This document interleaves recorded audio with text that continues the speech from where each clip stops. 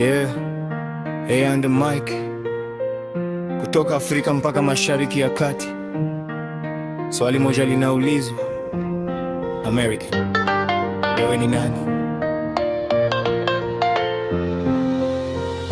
American, wewe ni nani?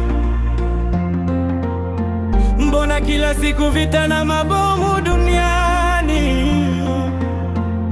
American, wewe ni nani? Mbona kila rais akisimama mnamuangusha chini? Dunia sasa inaenda, lakini bado mnataka kutawala dunia. Dunia sasa inaenda.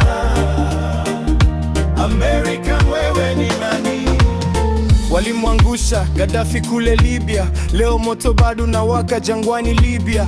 Saddam wa Iraq wakasema ni adui, miaka imepita bado damu nyingi mtaani.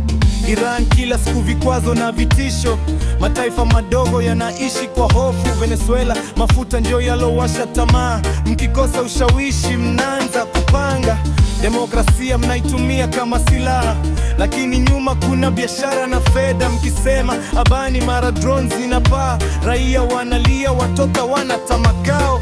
Mataifa mengi na madini na mafuta, ndio maana macho yenu hayawezi kufumba. Mnataka viongozi wawe kama vibaraka, wakitatu mnaanza propaganda.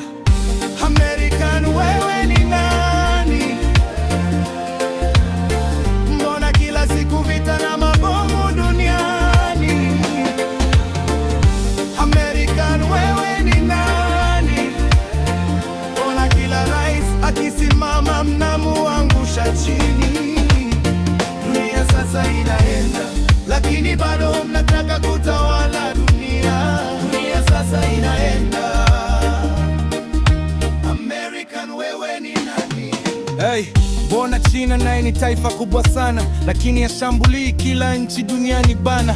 Urusi nayo ina nguvu za kijeshi, lakini si kila siku kubadili maraisi. Je, dunia imerudi kwenye ukoloni au nguvu ndio sheria ya dunia hii? Mataifa maskini yakigundua utajiri, ghafla mapinduzi yanaanza kisiri. Wanasema freedom, wanasema human rights, lakini nyuma kuna mafuta na pipelines. Wakiona nchi inamua njia yake, mara sanctions zinakuja kuivunja taratibu zake. Afrika tunaona na tunaelewa, historia ya mabavu bado inaendelea, lakini kizazi kipya kinafungua macho, hakidanganyiki tena kwa propaganda zao. Hatutaki vita, hatutaki damu. Kila taifa lina haki ya kujiamulia,